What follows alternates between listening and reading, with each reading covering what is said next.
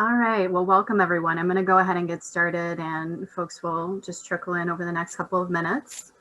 Welcome to the third annual Mobile Market Summit. My name is Christina Kasperzak. As Lucia mentioned earlier, I'm part of the Veggie Van study team for the last 4 years here at the University of Buffalo. And I have the honor of introducing our esteemed keynote speaker today, Devita Davison. So a bit about Devita. She's a native of Detroit and a granddaughter of a preacher. Devita lived for almost 19 years in New York before moving back to her hometown in 2012. Devita is an activist and the executive director of Food Lab Detroit, which is a nonprofit organization established to support independent food businesses while exploring models that create a more equitable and sustainable environment for employees, producers, and the people in the community. We are thrilled to have Devita here to draw on her rich experience with food movements and economies and highlight the role of community to build the food system back better, particularly after the COVID-19 pandemic. With that, I'd like to hand it over to our keynote speaker. Please join me in giving a warm virtual welcome to Devita Davison. Thank you so much, Christina and Ann. It is an honor and a privilege to be here at the Mobile Market Summit. Man, I wish we were in person, but given the fact that we aren't in person, it's really so great to connect with folks in a virtual space right now. So thank you guys so much for inviting me to give a keynote to some really important folks that are on the ground doing the work in community. And so before I begin, I just wanted to do a couple of things that's really super important to me, and that's a land acknowledgement. And so, Christina, you mentioned that I am a native Detroiter. I identify as a native Detroiter. I identify as a first generation Detroiter. My mom and dad migrated to Detroit from rural Alabama as a part of what's called the Great Migration. So mom and dad left Alabama and came north. They landed in Detroit in their early to mid 60s. And so I also just want to acknowledge the land that I currently sit on and reside on. And I just want to recognize the Anishinaabe people whose traditional land I stand upon today. I pay my respects to the Anishinaabe people and their elders, past and present, who have been living and working on this land from time immemorial. And so Michigan, because currently, again, I'm in Detroit, Michigan, it's a place of great ancestral significance. And we have the opportunity now, I do, to acknowledge past events and to use that growing understanding to energize me, to empower me, and hopefully empower the next generation. So I'm grateful for the Anishinaabe people and their stewardship of the land.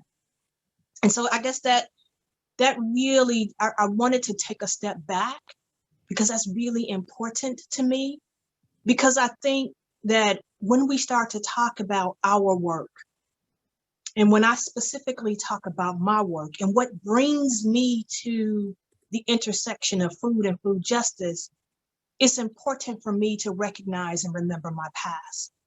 It's important to recognize that memory, even though it's not a part of history that's codified for me, but my personal history, my personal stories become a way in which I navigate the world.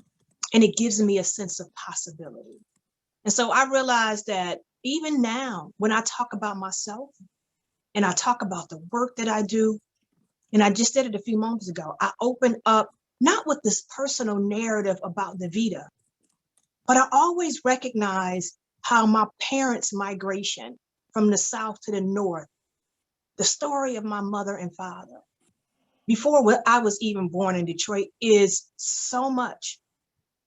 And it's so important and so significant.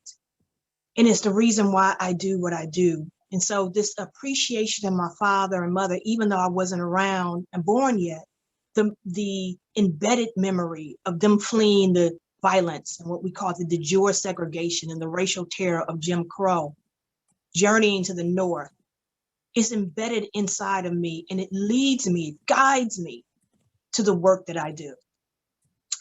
And the reason why I mention that, and the reason why it's so important, because I truly believe that the way you define a problem defines your solution to the problem. I'm going to repeat that because it's so important that we all recognize that. The way that you define a problem defines your solution to that problem.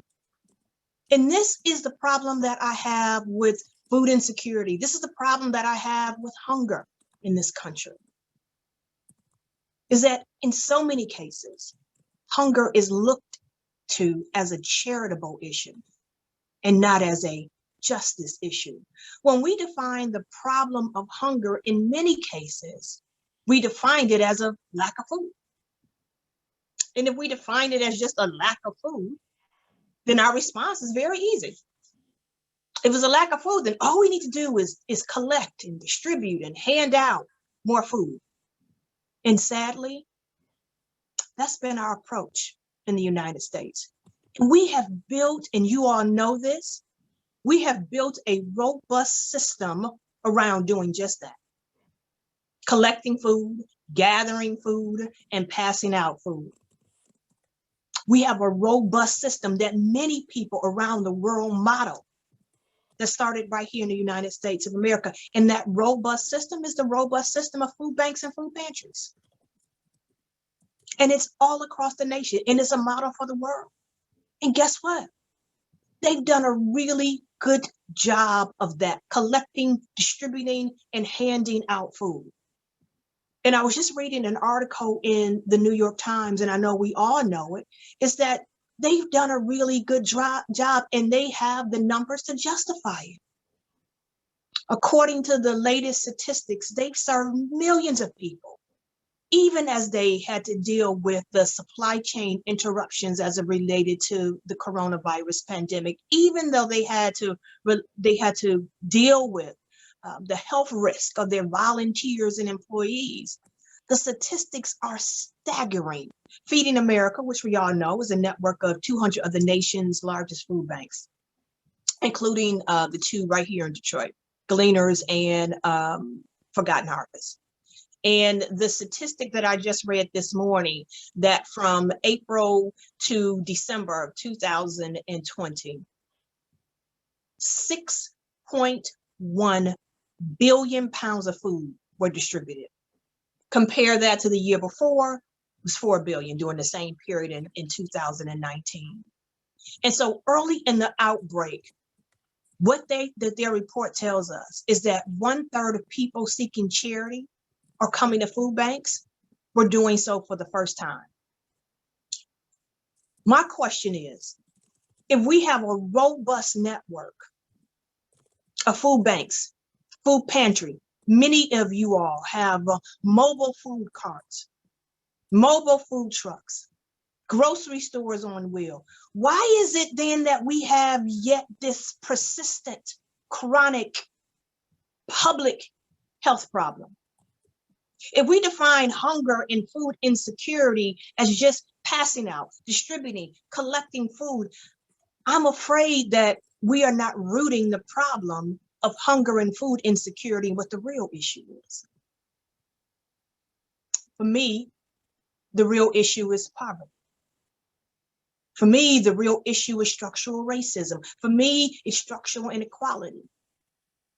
And if we begin to think about hunger in those terms, I think our solution becomes a bit more complex. And I would think that a lot of you on this call probably agree that it's a lot more complex than just passing out, collecting, and distributing food. And so I want to talk about that complexity for a moment, because it's super important that we understand.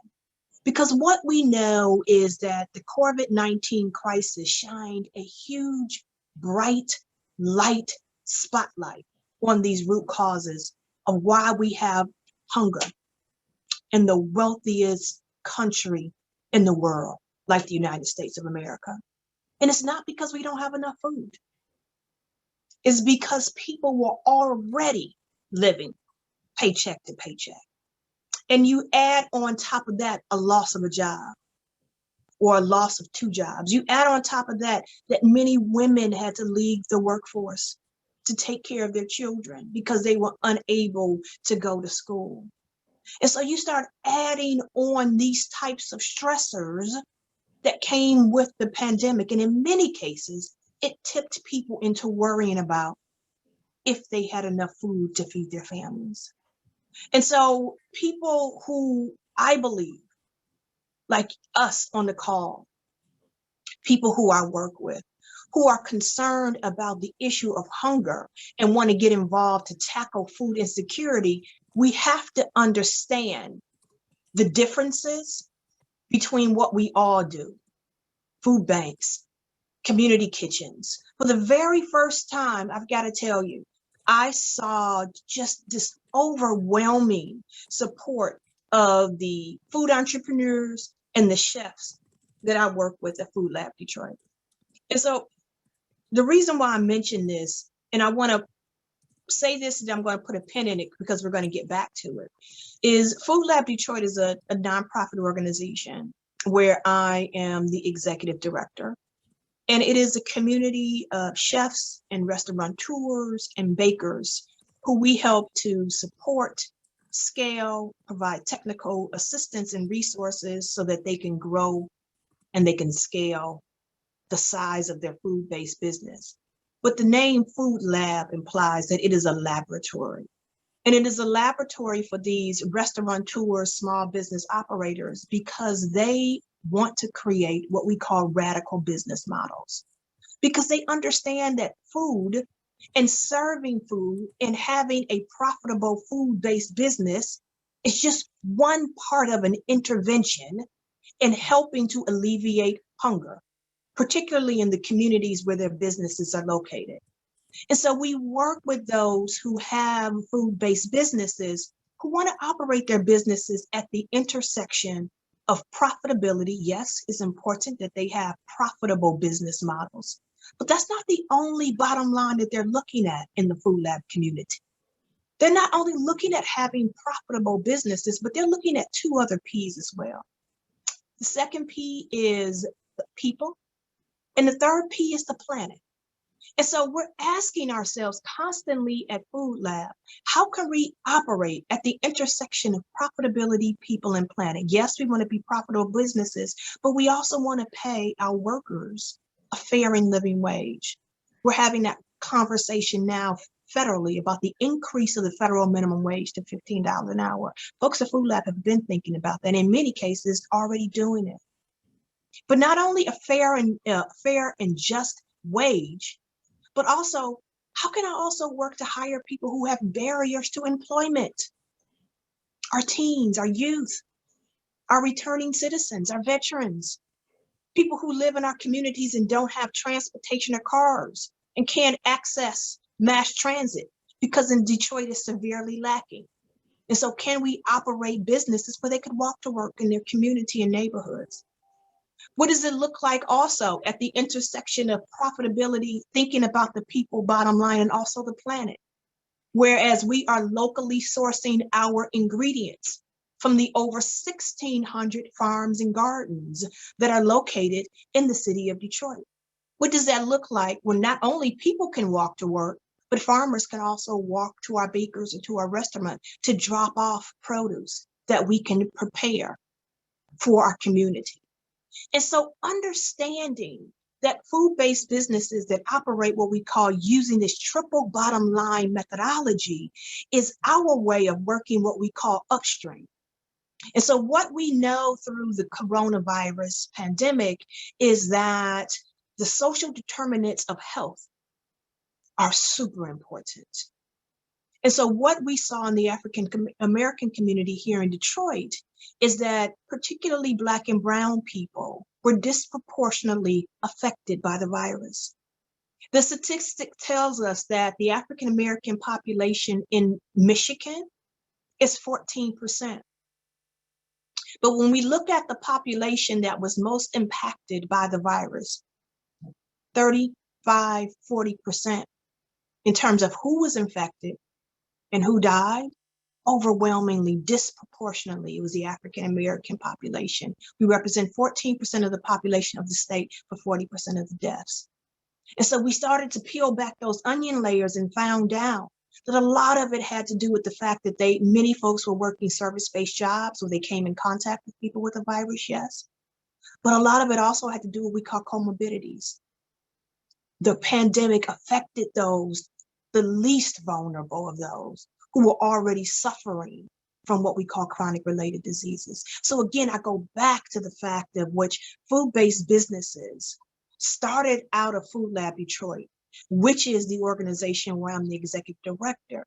They started back in 2012, thought, can we work intersectionally? We know that there is chronic related diseases in our community. Why? Because data tells us. We know that folks in our community are suffering from high blood pressure, diabetes. We already in cancer. We know that. High unemployment. We understand that. Might we be able to do two things at once? Start businesses that are owned by local Detroiters, providing culturally appropriate, healthy, nutritious food to tackle the health crisis. Because what we know out of the pandemic is that those vulnerable bodies were bodies that were most affected. And against all of the backdrop of all that, might we be able to leverage the 1,600 farms and gardens that are also located in the city of Detroit? Because ultimately what we're trying to create is what I would call a local food orientated economy. And how important that is, which gets me to the last P. And we've been doing a lot of thinking about this, y'all. And so I told you that the purpose of Food Lab was to help support, incubate, scale food-based businesses that operate at the intersection of people, planet, and profit. But we've been thinking about another P that's super important during this time. And that last P that we've been thinking about is power. It's power. Because that brings me ultimately back to food insecurity and hunger. Because I don't think food insecurity is about not having enough food. It is a matter of access and power, not lack of food. So we've been doing a lot of thinking about power at Food Lab Detroit. And for us, particularly during this moment of the pandemic, we've been thinking about the power of people. And we believe that the power of the people is stronger than the people in power. So again, how are we leveraging the community? How are we using things like mutual aid, solidarity, neighbors helping neighbors, building out a locally based food-orientated economy in order to not only feed our most vulnerable, but also to strengthen our economy, to strengthen our urban agricultural network as well. And here's what we really seek to do at Food Lab, is that we are really seeking to democratize the flow of power, wealth, and resources that have moved predominantly toward this corporate power in the food system, our food system. But how can we move from this corporate-based food system that produces, processes, distributes, and even up the place where people consume their food? We know it's broken badly. Can we move from the multinational corporations, move away from that and toward a local community-based model? It's what we have been thinking about and how to do that. And so here is some of the things that we've been thinking about that I want to share. And I think in order to move in that direction, y'all, it's going to take all of us. That means we cannot work in silos with each other. We need to be communicating with one another. Chefs should be communicating with food pantries. Food pantries should be communicating with mobile markets. Mobile markets should be communicating with food. It takes all of us in order to do this work on a coordinated level. And I think for people who are interested in the issue, not only do they have to realize that it takes all of us, we have to understand what our differences are so that we can collaborate more and do more coordinated, comprehensive services so that we're not working separately. What do I mean by this? I think that if I want to step up, which I do, I want to step back for a moment and quickly, really quickly, talk about the history of food assistance programs, because I think this is so important when we begin to ask ourselves who should be involved in providing the solutions for fighting food hunger. And so let's step back for a second. And some of y'all may know this history, others may not. But let's talk about food-based programs, and let's talk about how our government used to think about food-based programs. And so we all are very familiar with the SNAP program.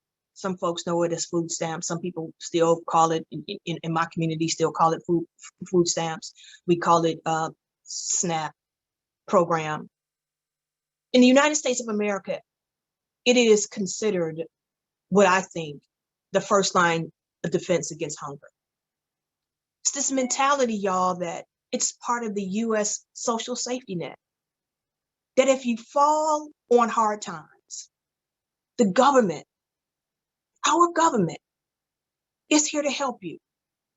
It's here to make sure that at least the citizens of the United States of America, or people, period, have the basic need of food. So very simple. Now, it's not only SNAP, but there's about 10, 11, 12 probably other federal food assistance programs in addition to SNAP. You've got WIC, Women, Infant, and Children. You've got National School Lunch and the School Breakfast Program. You've got the After School Program. These are all federally funded programs, and they are fantastic programs. And there's a lot of evidence to show that not only do they improve food security, but they also improve health outcomes. They help families to be more self-sufficient. They help kids to learn in school and to thrive. And for a long time, this was seen as the way that our country responded to people who were in need of food. This was the way that our country wanted to address hunger. It was the government's responsibility to ensure that we had this, what we call underlying safety net, until the 1970s. I was born in 1969, so I'm going on 52 years old. This is what occurred in my lifetime. And so starting in the late 1970s and the early 1980s, all this changed. These federal food programs were dramatically cut. Not only were they dramatically cut, but there were stricter eligibility criteria that made it even harder for people to enroll in these programs. Programs, y'all, that we knew worked. That the government still cut the program funding drastically, still made it harder for folks to become eligible. So what happened? If you were around like I was around in the 1980s, it was mentioned in the introduction, and my father is a pastor. But starting in the 1980s, there was this shift in this emphasis away from a government response toward a charitable response. And because of the cuts to these federal programs, many folks who kind of lost their jobs or kind of fell on hard times, who weren't eligible now for these federal food programs, you know where they turned? They turned to community organizations. And in many cases, through my own personal experience, what I saw is they turned to churches and faith-based organizations. Now, I remember when my mom and my grandmother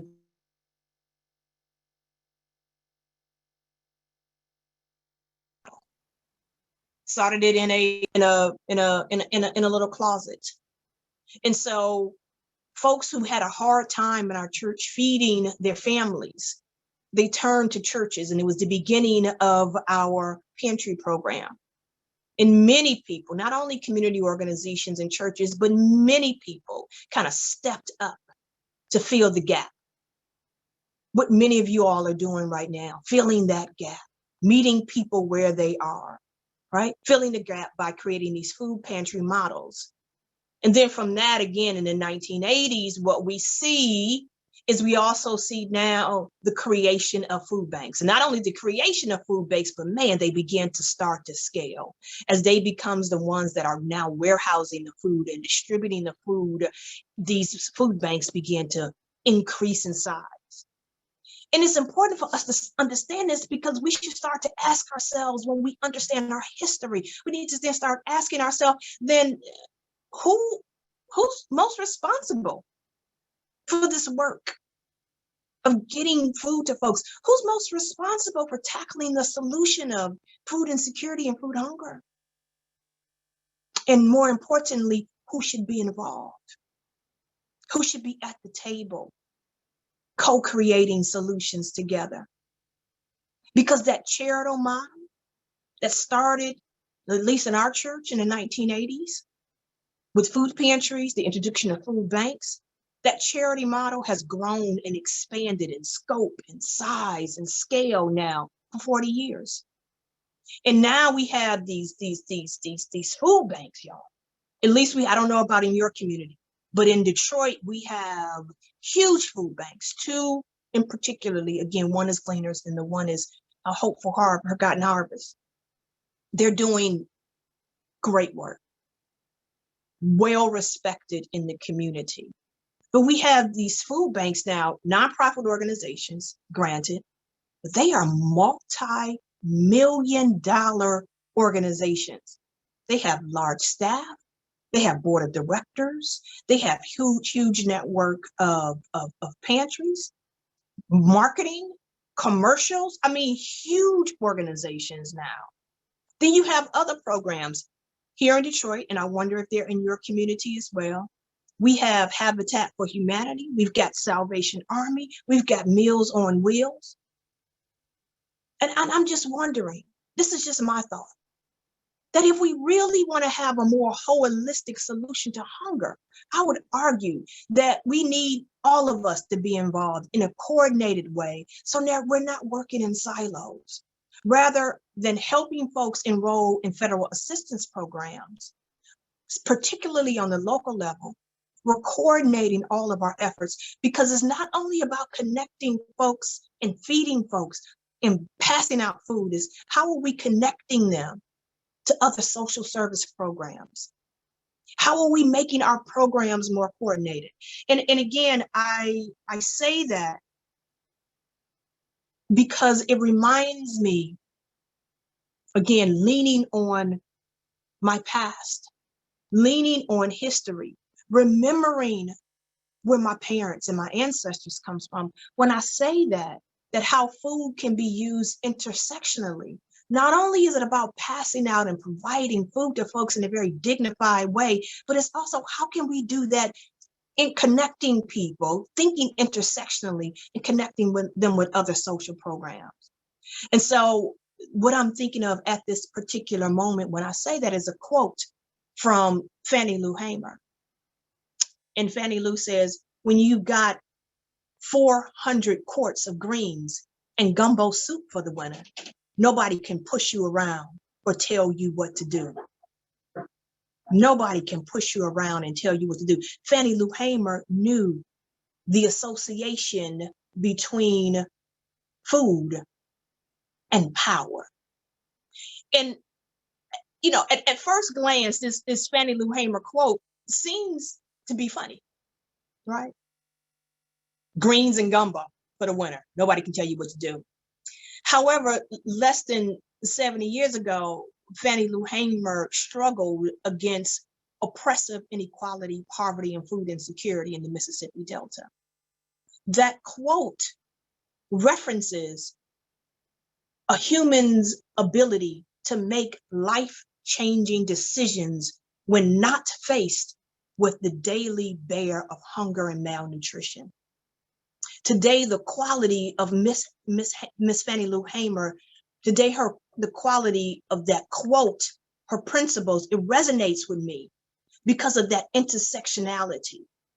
And she came up with that quote because of something that was called, if you all remember your history, was called the Greenwood Food Blockade. And it was a critical moment where the white power structure in Mississippi used food as a weapon to oppose the advancement of Black civil rights struggle. So many places in the Delta had to recover from social, political, and economic struggles for equality.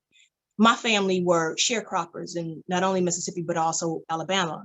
And to get from cotton crop season to the next cotton crop season, that gap in the middle when they weren't not picking or growing cotton, they needed to seek out food for the family. And so they turned to the federal government to get food during crop season. But there was a time when folks thought, if people were coming to the food pantry to pick up food during the off harvest season, might we be able to link food to voter registration?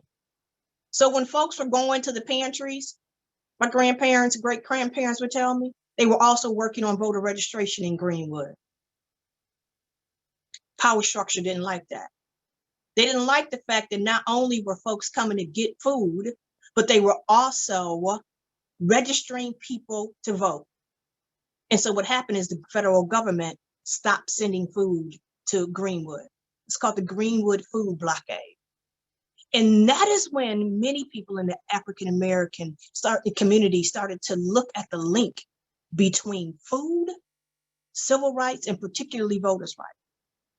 And the reason why I talk about this intersectionality and the power of food and how we have to link it to other social services programs is because I'm involved in, I'm engaged, and I know we're all looking and watching what's happening down right now in Georgia specifically around the ability to have access to the right to vote. And I can distinctly remember not only in November during the presidential election, but also in January during the Senate elections. Again, that intersectionality between food and the opportunity to vote was strong and powerful. And so there's an organization it's called Black Votes Matter, Black Voters Matter. And y'all, in Georgia, they went to go get collard greens, black-eyed peas, Jiffy cornbread. They got the collard greens from Black farmers in Georgia. They got black-eyed peas, went to the grocery store and got Jiffy cornbread. And part of their voter registration was passing out food to get people excited about standing in these long lines, getting people registered to vote. And not only that, but getting people prepared for the new year. Because every time in January 1st, a traditional kind of dinner in the African-American community, collard greens, of course, for good luck, black-eyed peas for health. And then, of course, there's chicken and cornbread and fish. And so it was done in a way that was culturally appropriate. And we already know the record turnout. Not only that, we also saw how chefs in Detroit, chefs maybe in your community or all over the country, chefs were cooking food, passing out food and water for folks to stand in line. Chef Jose Andres of World Central Kitchen, he had a nationwide campaign recruiting chefs to pass out food and water to folks standing in long lines to vote. So this weaponization of food as it relates to giving people the access and the right to the ballot is something that, again, I am thinking about as we begin to think about power. And again, for me, food access and hunger is not about not having enough food. We have plenty of food. It is about power. And so if that is the case, if we begin to think about food access and how we want to solve it by properly defining the problem, might we be able to also think about what our solutions may be? And I'll just say a couple of things about solutions, things that we have been thinking about at the intersection of food and power that I want to leave with you all, and I want you all to be thinking about as well. These are some of the actions that we're taking that we think are best to address food access and hunger. And there are a few. Number one is we want to operate at the intersection of not only food access, but also food advocacy, food justice, and also policy and activism around that. And so the first things that we're doing here in Detroit and in other places where we're organizing is we're urging politicians to rectify the effects of racist community policies. First and foremost, this is number one for us. A mentor of mine, an elder of mine, someone who I highly respect, she coined the phrase. It is a word that many of us who do food activism, we use, because we do not use the word food desert. We use the word food apartheid. And the person who coined that phase of food apartheid, her name is Karen Washington. And she's the co-founder of Black Urban Growers. And she is credited with coining the phrase food apartheid because it adequately describes what has led to the lack of access to nutrition-based, culturally appropriate, rich food in the African American community. And so once we understand that the fact that we have people who are living in communities that don't have access to food, fresh grocery stores, many communities that you are probably traveling to right now to provide healthy, fresh food to folks. It's not because of something that they have done individually. It is because of policy. And so we are calling on folks and we're calling on our politicians to start looking at anti-racist policies that affect our communities, communities that have been segregated, communities that have been socially distancing, communities that have been historically marginalized for decades, right? And so policy is so important in our movement. I think the second thing that we're doing here in Detroit that I want to share, that we need nationwide coordination, and we all need to be thinking about this, is how are we helping on a nationwide level, helping elevate to raise our voice around why, how, the importance of increasing the federal minimum wage. It currently sits at $7.25 an hour. The fight for 15 is a campaign that is currently taking place loud and proud. And it is ultimately the fight to pay a livable wage for workers. You know, we ask ourselves, oh my goodness, how is it that, the pandemic has created such a crisis? Well, when we're not paying people a fair and living wage, and even in the industry in which I work in and support, not only are we not paying folks a fair and living wage, $7.25 federal minimum wage to feed a family of four is not going to do it, but tip wage workers who are what we call front of the house servers at sit down restaurants, their sub minimum wage is $2.25 an hour. In many cases, you can range from anywhere between $2.25, $3 an hour. And what's supposed to happen is that your tips, the tips they collect, the tips that folks leave for them, are supposed to bring that wage up to $7.25 an hour.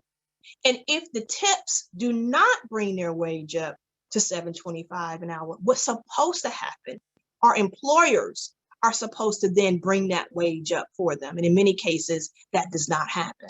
So this fight to ensure that we are paying workers a fair and minimum wage is important. And again, I talked about it a little bit, but we have to keep pressing to expand food access programs we have, which brings us back to the question of, should it be the government model that is making sure that we are protecting the least of these, providing a social safety net? Should it be a government model? Should it be a charity model? Should it be a mix of both public and private? We need to be working to expand food access programs that we already have and that we already know is working. One of the things that I'm most excited about in the $1.9 trillion COVID relief bill that our president signed recently is the increase in child tax credit. That is going to make a major difference. And right now, what they're saying is that child tax credit, the goal is to cut child poverty in half by 50%.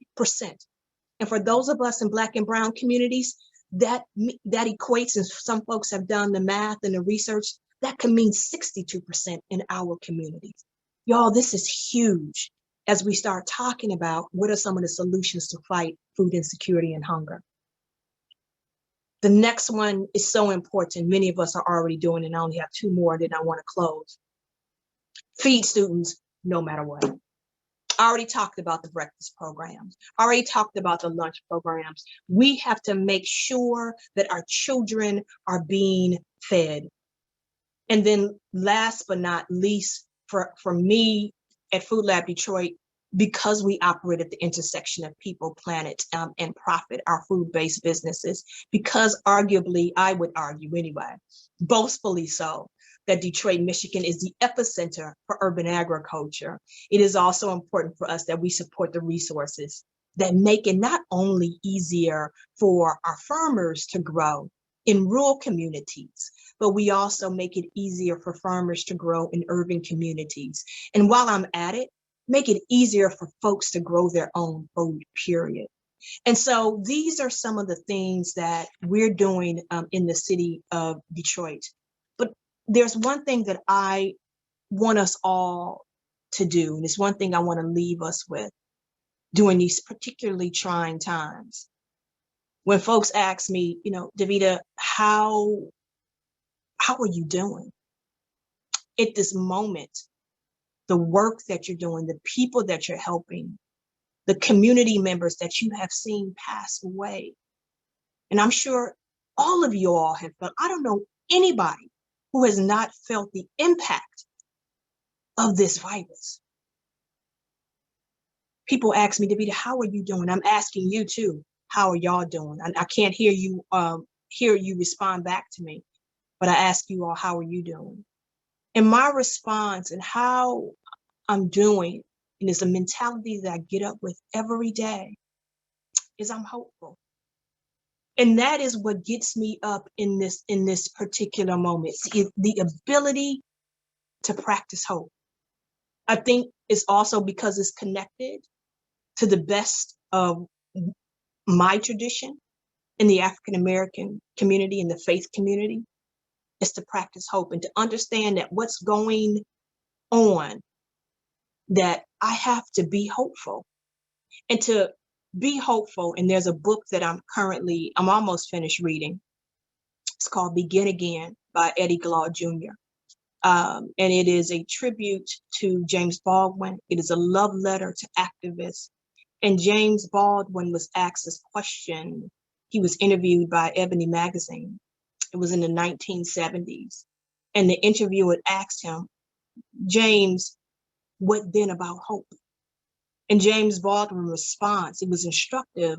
For me, I think it could also be instructive to you as we live through this shameful period in our country's history. Over 500,000 people have died. More and more people are going hungry every day.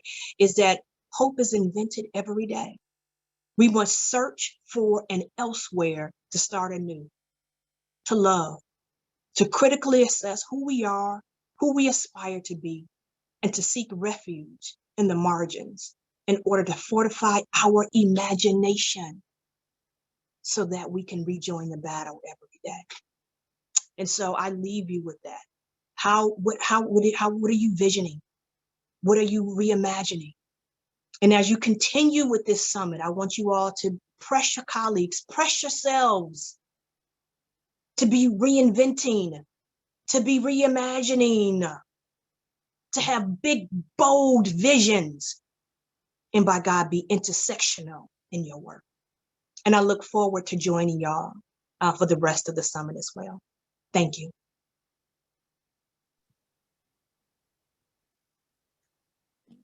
so much, Davita. I'm sure I speak for all of our attendees and other panelists in thanking you for this very inspirational and very, of the moment keynote address for all of us. I'm so happy to have you here with us today and tomorrow. I'm looking forward to also hosting Devita at a networking session tomorrow afternoon, where we'll have the opportunity to speak with speakers from all of our panels. So we very much look forward to reconnecting at that networking session as well.